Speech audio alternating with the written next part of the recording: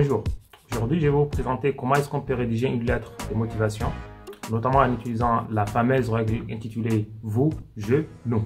Vous pouvez utiliser cette structure-là pour candidater pour une formation dans une université ou bien pour un emploi à pourvoir. En fait, une bonne lettre de motivation doit comporter au maximum 4 paragraphes et doit se tenir sur une page. La première partie consacrée à vous, c'est-à-dire vous allez parler de l'entreprise ou bien de l'université que vous voulez intégrer.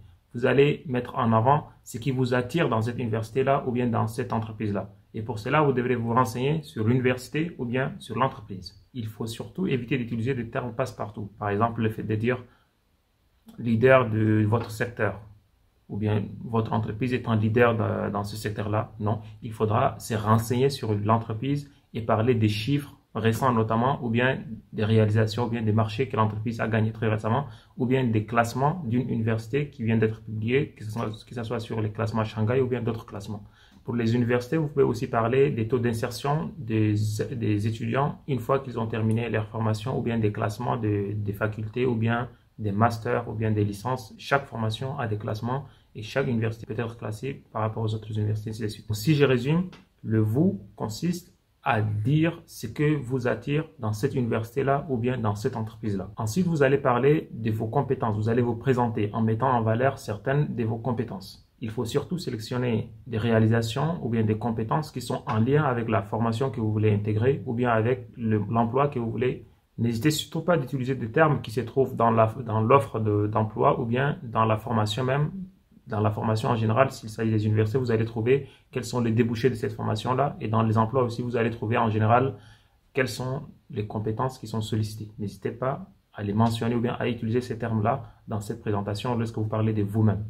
Maintenant, une fois que vous avez parlé de l'entreprise, puis vous avez parlé de vous-même, vous allez faire le lien entre les deux là et vous allez parler du nous.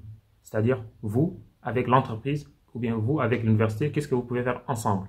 Là, il s'agit en fait de parler de vos objectifs à moyen terme qui sont en relation ou bien en corrélation avec le poste ou bien l'entreprise que vous voulez intégrer. S'il s'agit d'un emploi, dites qu'est-ce que vous pouvez apporter de plus à l'entreprise et comment est-ce que ce poste-là pourra valoriser votre carrière. Et s'il s'agit d'une formation, dites comment est-ce que cette formation-là peut vous aider à atteindre vos objectifs de carrière par la suite. Et qu'est-ce que vous pouvez aussi apporter à l'université ou bien à la faculté, que ce soit en termes de brassage culturel ou bien d'évolution dans tout ce qui est recherche, ainsi de suite. Dites qu'est-ce que vous pouvez apporter de plus à cette université-là. Pour les formations, ce n'est pas évident de pouvoir dire qu'est-ce que vous pouvez apporter de plus. Mais n'hésitez pas à parler de tout ce qui est brassage culturel, tout ce qui est évolution dans la recherche, si vous faites une formation de master. N'hésitez pas aussi à dire que vous pouvez exceller et cela pourra rayonner encore, donner de la valeur à la faculté que vous voulez intégrer. Et là, nous avons déjà adopté notre fameuse règle qui s'intitule « Vous, je et nous ». Nous avons parlé de l'entreprise ou bien de l'université, puis nous avons parlé de nous-mêmes et à la fin, nous avons parlé qu'est-ce que nous pouvons faire ensemble. Une fois que vous avez rédigé ces 3 paragraphes-là, vous pouvez faire un petit paragraphe de salutation et dites que vous êtes disponible pour un entretien ou bien pour plus d'informations à l'entreprise ou bien à l'université que vous voulez intégrer. Dans votre rédaction, utilisez beaucoup plus de verbes actifs, par exemple « je fais »,« j'ai réalisé »,« j'ai effectué » et surtout évitez les fautes d'orthographe et les fautes grammaticales. Vous pouvez relire votre lettre de motivation et aussi la donner à quelqu'un pour la relire. Tâchez à réaliser des lettres de motivation différentes pour chaque université et aussi pour chaque emploi que vous voulez obtenir. Utilisez une mise en page très simple. Les paragraphes qu'on vient d'expliquer, vous allez les mettre dans le corps de votre page.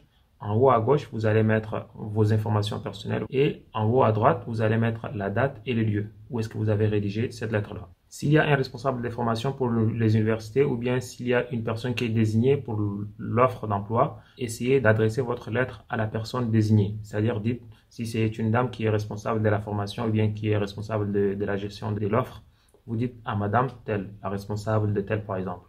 Ne dites pas madame, monsieur, s'il y a déjà quelqu'un qui est chargé de traiter votre demande. Je vais mettre dans la description quelques lettres de motivation. Vous pouvez les consulter et n'hésitez pas si vous avez des questions à me les poser dans les commentaires. Je me ferai le plaisir d'y répondre et si nécessaire d'en faire d'autres vidéos.